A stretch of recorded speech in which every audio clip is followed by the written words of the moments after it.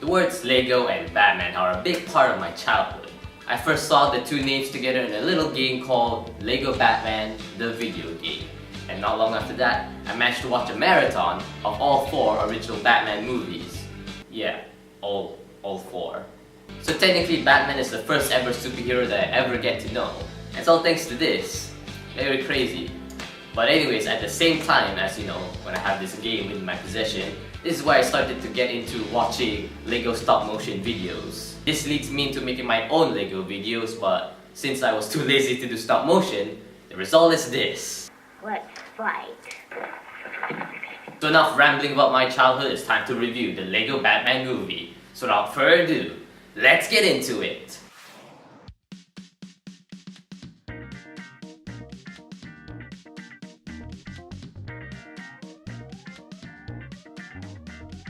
So Lego Batman from the Lego movie has become a very popular character to most people. That's probably because of how his personality is. It's different from any other Batman we've seen. He's more cooler, he's more edgier, which makes sense since a kid is actually controlling this minifigure.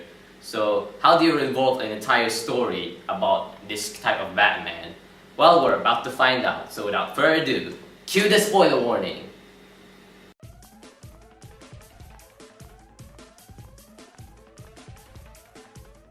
So basically the story is about Batman afraid to be part of a family again after what happened to his regular family, I mean his original family.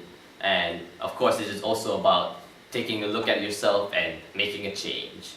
Whoa! This really fits well with this movie because it really fits the character of Batman well, and it's very simplistic enough that both kids and adults can understand what's happening in this story. So yes, I really like this story for the Lego Batman movie. But how does Batman take a look at himself and make a change? Woo! Well, through a little character known as Robin. This Robin has a bit more of a happy-go-lucky feel to him, which it's pretty obvious that they're gonna do this for this movie. They just announced that Robin's gonna be in this movie without any footage whatsoever. I'll probably think that it will be like this, like what we have in the movie, because it's a very fun, interesting, dynamic duo here. We got a dark and edgy Batman, and beside him is a happy-go-lucky kid. So yes, it's a really nice dynamic duo here. It's a fun little dynamic duo for this movie. And of course, we know that Robin's actually an orphan, and I feel like this really fits well with the plot of the movie, as I mentioned earlier, because you know, he as well doesn't have a family, and he wants Batman to become a part of his family. So yes, I really like how it really forms together. But Batman and Robin are not the only family members of the Bat family appearing in this movie. We also got Batgirl, who is, I really like that she's technically like a balance between Batman and Robin. She can be serious like Batman, but she can be also fun like Robin. And I also like throughout the movie, her main goal is technically to fix the Batman, because Batman has been doing the same shtick for millions of years according to the movie.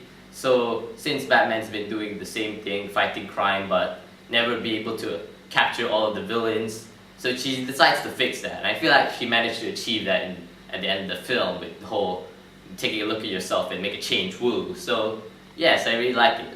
Of course we gotta have an Alfred in this film, and we got a pretty bad, not a bad Alfred in this film. He kinda acts like the parent to Batman in ways, but he's still not afraid to get into the action of the film. And yeah, that's pretty much all I have to say about Alfred. Of course, you can't say that you're a Batman unless you have a Joker in your life. And of course, you got a Lego Joker in this Lego Batman movie. And it's a pretty interesting Joker. He kinda has his own story with Batman where he keeps thinking that Batman isn't complete without the Joker, which actually is true. So Joker tries to convince Batman that Batman is not complete without him. So yeah, that's kind of the whole thing with Joker in this film, and I really like it. It kind of harkens back to the Dark Knight in ways, because he keeps hearing Heath Ledger's Joker talk to Batman about that he completes him and Batman and Joker completes him. So yeah, it kind of harkens back to that, and I really like that that's also a part in this movie. So yeah, I actually like it. Of course, Joker isn't the only villain in this movie. There's a lot more villains from Batman's past. Even the more obscure ones are also here, which I always found it fun that they managed to add almost every single villain from Batman's life, and they put it in this film. I really like that they decided to put that in this film. And speaking of Batman's past, there's a lot of references to the other iterations of Batman.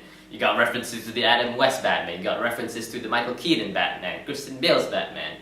Well, no Ben Affleck Batman, no, this is when the Ben Affleck Batman is just getting started, so yeah, there's no jokes about Martha and all that, so yeah, which is, I guess it's kind of a bit unfortunate, but still, there's a lot of fun references to Batman's past. They also like to joke around about Batman's past in this film. They have a lot of jokes about previous Batman films, so yeah, I also really like it. There's a lot of fun jokes in this film, even ones that are not even related to Batman itself. Like the one where I really like that Batman's computer is literally actually Siri, and I also like that Batman managed to talk at the beginning of the film even before all the logos began, so yeah, I actually like a lot of the fun jokes and gags they decide to put in this film. It makes it a really enjoyable movie to watch from beginning to end, literally at the beginning. Black.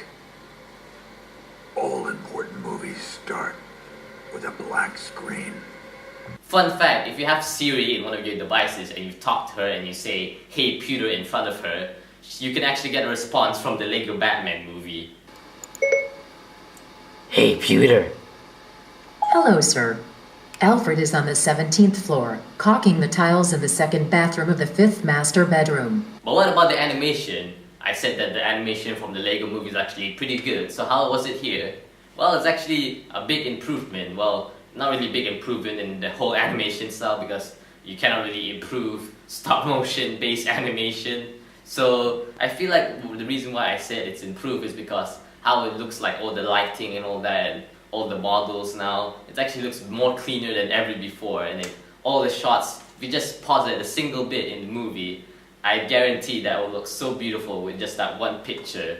So yes, I actually really like how the animation style has been improved since the Lego movie. And that's pretty much it. And again, as I said before, it's a pretty enjoyable movie to watch from beginning to end, with all the jokes and all the references to Batman, and the animation style, and the story itself. It's a really fun ride, and it's an even more fun ride if you have a lot of Batman knowledge and you're a Bat fan like me. So yes, if you're a Bat fan out there and you haven't watched this movie, what is wrong with you? You should watch this.